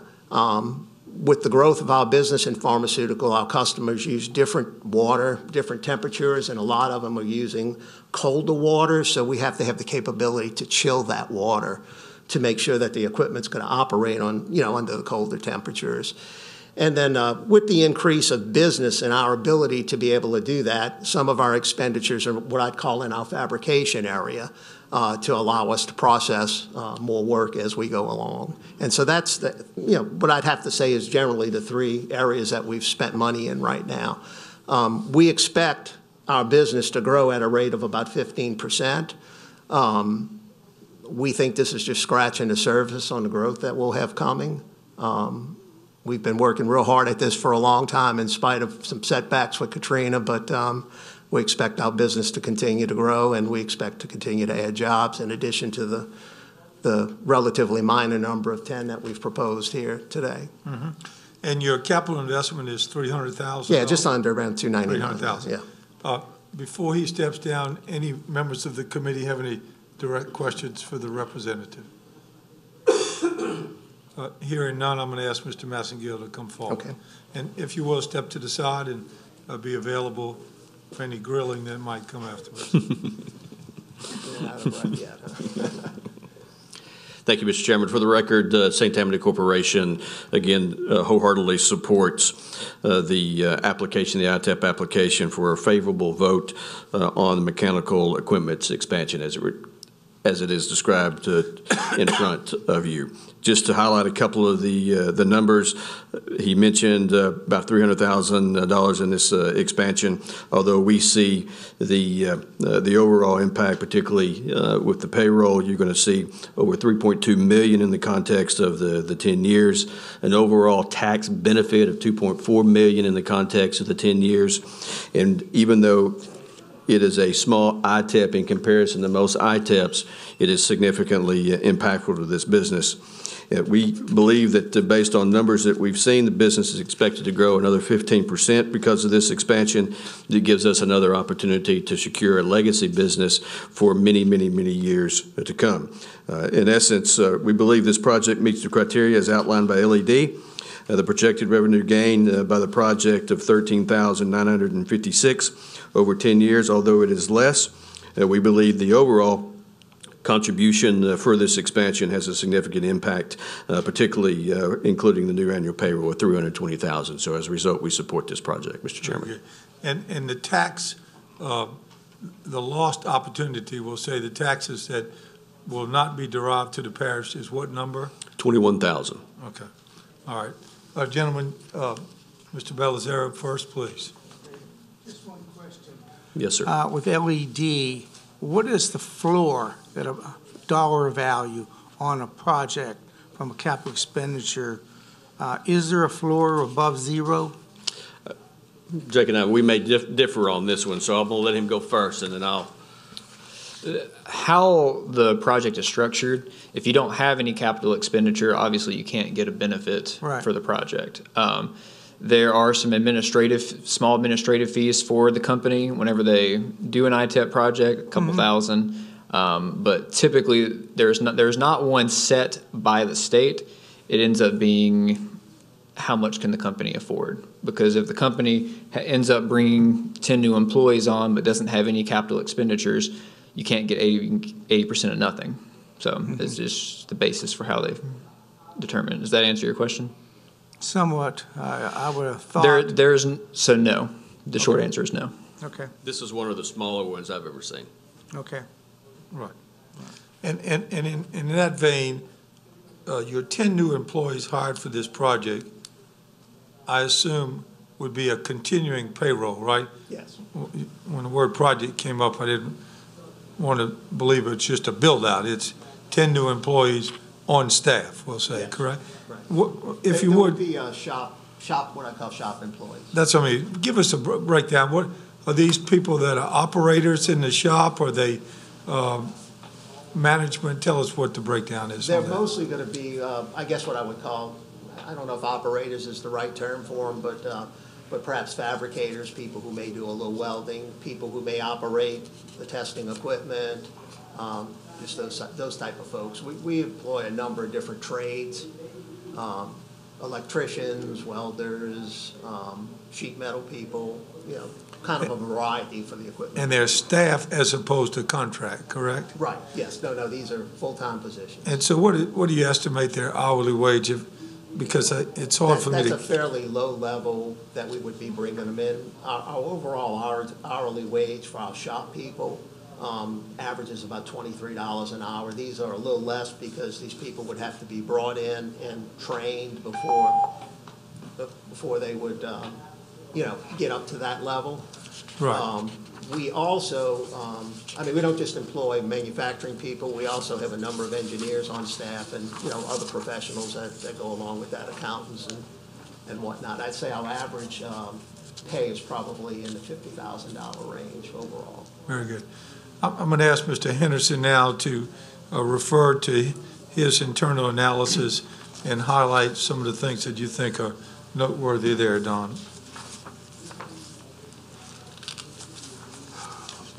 Reminding us, while he reviews his material, that what he has done for us, members of the committee, is break out all the taxing bodies, which is a great exercise, I think, for all of us, and I think it'll be helpful going forward to Chris and Jeff in terms of their analysis. But it does a great job of that. But go ahead, Don, and highlight what you think is pertinent by way of summary. Well, this is as Chris said, it's a fairly small project, so the impact is not anywhere near as dramatic as it was for diversified foods. And again, I think the largest impact of this would be to the school board, as they amount to about $2,000 a year. $2,000 a year that would be deferred.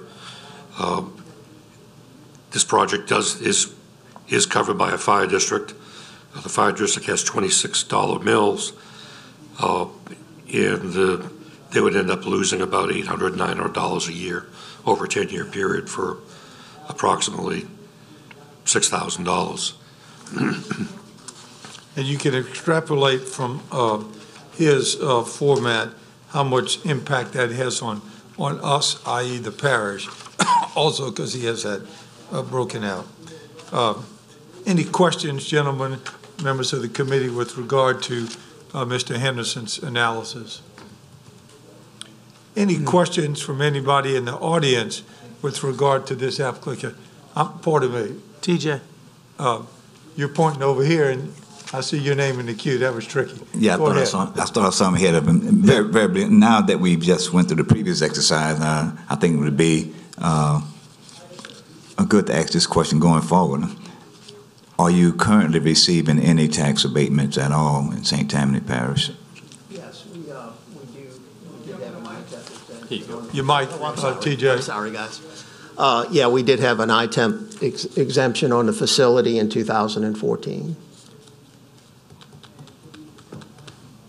Ended in 2000? No. Started. Beginning in 2014. Okay, thank you. All right, good question. Any other questions, committee members? Any questions from the audience with regard to these gentlemen? Mr. Belisario. How many years is that ITEP from 2014? Is it 5 or 10 years? It's 5 with a 5-year renewal. Okay. Is that an automatic renewal? I believe you must apply again for it. Okay. And that would be through LED? End of this year, end of 2019. Okay. Okay. Very good. And the new rules are going to apply. I'm sorry, what was that? It won't be an automatic. Okay. Right. Okay. Okay. Any other questions, gentlemen? No. Hearing none, the motion to entertain is a favorable recommendation, a non-favorable recommendation, or a position of no position. What is your wishes? Do I hear a motion? Favorable recommendation by Mr. Stefanski. Do I hear a second? Second by Mr. Fitzgerald. Any discussion on the motion?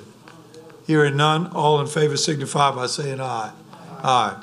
Anybody opposed? Gentlemen, thank you again for being a part of our community, and thank you for being here today. Please don't forget, you should be back on April the 4th, this Thursday, for the vote by the council. And Chris, if you will, lest the gentleman from Diversified Food does not realize that, encourage his attendance. Yes, sir. Along with Mr. Foxworth. And if I may, just to clarify some expectations for the Thursday meeting, it may be one of these scenarios.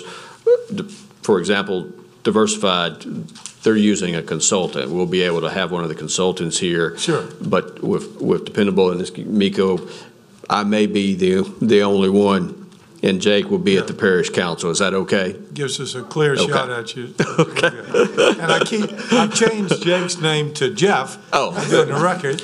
Look, he's been called worse, I Right. assure you. Yeah, and I'll probably change it to a couple other things as we go along. And then in reference of the information you need back for us, we're going to make a change on our spreadsheet to meet the 5% piece.